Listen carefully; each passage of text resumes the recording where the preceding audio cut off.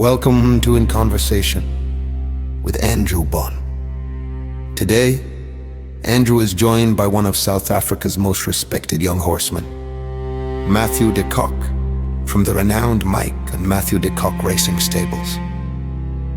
Their topic of discussion is an exciting Hollywoodbets July hopeful, Aladdin's Lamp. What promise has he shown since being fitted with blinkers at home?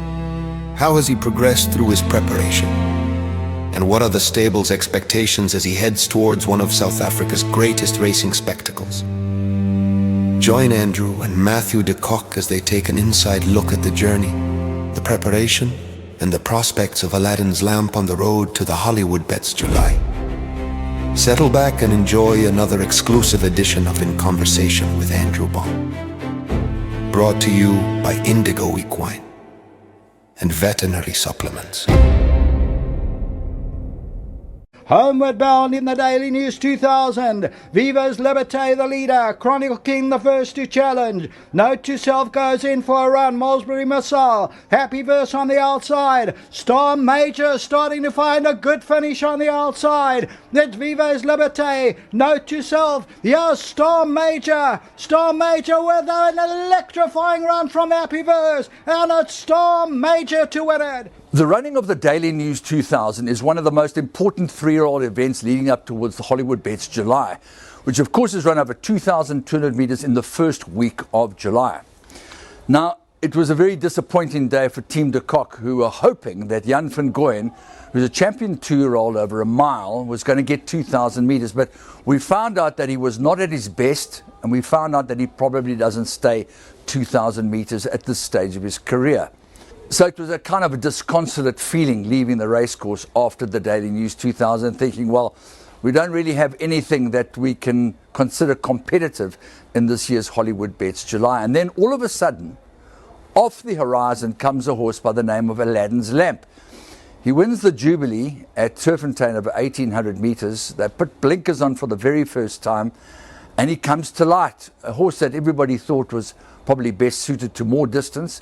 Being by Master of My Fate out of a Judpot mare. They've got the family, Little Mary Sunshine.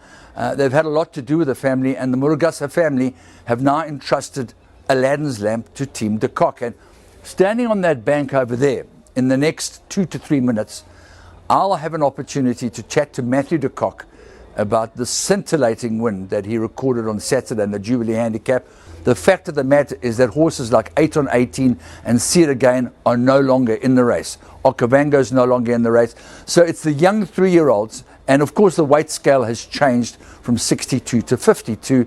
And of course it's all been adjusted now that the highest merit rated horse in the race has come out, including the Real Prince, last year's winner. No point beating around the bush and continuing on the July journey. And he's had a hard year travelling around the country, so we elected to pull the plug, give him a rest, and we'll come back next season. Point is that there's a lot of light at the end of the tunnel. Aladdin's Lamp has been glowing.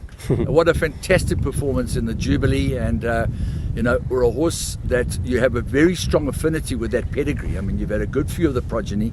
He's now come good in a proper way with just the fitting of the blinkers and a little bit of refreshing. Yeah, it's amazing that such a small little gear change can really switch a light bulb on in a horse. But the moment we put them on at the track, he started to work like a winner, whereas he used to be very lazy and think about things. So we were very confident heading into the weekend, and he put in a great performance. And I even thought after the line, it looks like he was still ready for more and going away from the field. So he's come out of the race well too. He's thriving at the moment, so I'm really happy with him. Doesn't matter what you say about the July, it's always going to be the race that everybody wants to win, but there have been a few big names that have fallen out of favour as a result of maybe hard seasons like See It Again or 8 on 18 or whatever the case may be, and that puts you into the limelight. It's very, very much worthwhile supplementing this horse into the race. For sure. Years gone past, it's been a really stellar field, where this year you can maybe argue it's lost a bit of its gloss, but like you say, it's always a competitive race that everyone wants to win, and it's back to basically being a real long handicap now, and a horse like Aladdin's Lamp suits that sort of profile. He's a 7-time winner, Group 3 winner, older horse, hasn't been out the first 3 for his last 11 runs, and he's coming in with bottom weight. That's the type of handicap model, I guess, that we got the race now, the July handicap. So certainly deserves his place there, and like I said, he's 1 for 1 with blinkers, and he's really light bulb switched on. So interesting to see how he'll go in a race like that. I think it's very well documented that David Ferraris got super quality into the July with a very handy galloping weight, which I remember your dad commenting, because you had Golden Horde in the same race. And so too did Brett Crawford do with Winchester Mansion and Greg Bortz's horse. And I think Dean Canamay did the same thing last year with the Real Prince. So it's an absolutely ideal galloping weight for a horse that is really on the up. Yeah, he's like I said, he's 7-time winner, but on the up. And like you say, light galloping weight, where he's taking on some 3-year-olds, not Star Major, but there's some other 3-year-olds in the race that are 2-time winners, have only won a maiden and a Class 4, and have got these elevated ratings, where he's a 7-time winner, Group 3 winner with a nice handicap, so he could be the right horse. I know that you won the Summer Cup with a filly that snuck up the ratings very, very gently and came in with a super handy galloping weight, and her name, believe it or not, sort of escapes me. I don't know if you remember the filly that your dad specifically programmed for the Summer Cup. Was it not Flirtation? Or? Flirtation, it was Flirtation, yeah. She almost never won with Nico's voice. yeah.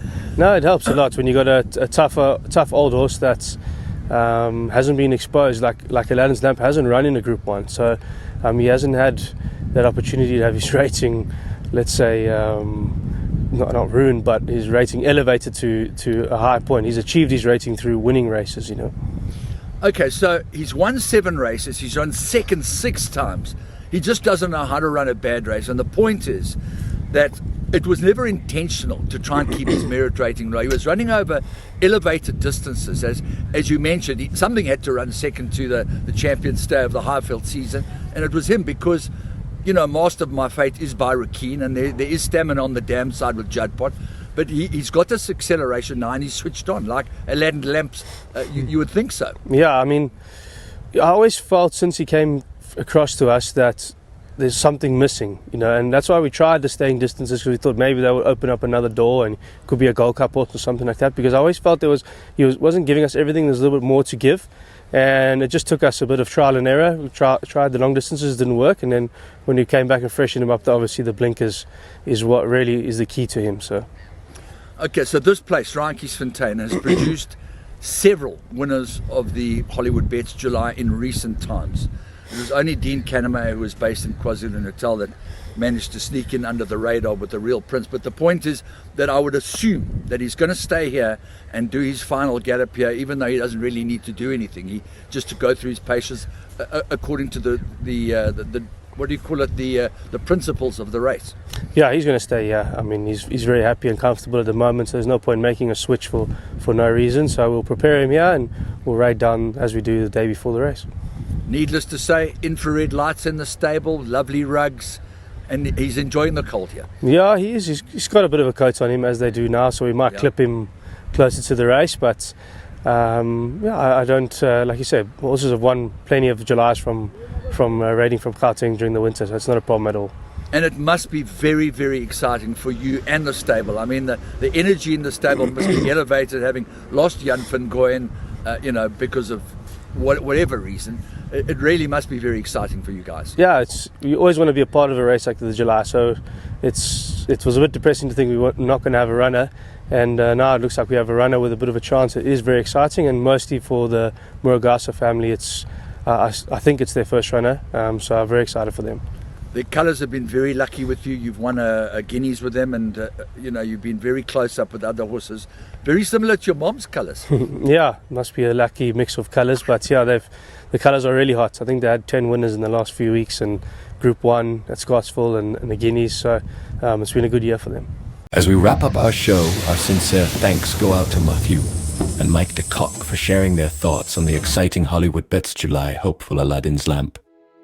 We wish the entire de Kock racing team every success in the weeks ahead, and extend our very best wishes to the owners, the Murugasa family, as they chase their Hollywoodbets July dream.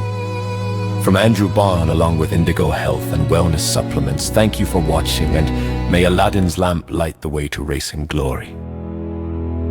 Good racing, safe travels, and we'll see you next time.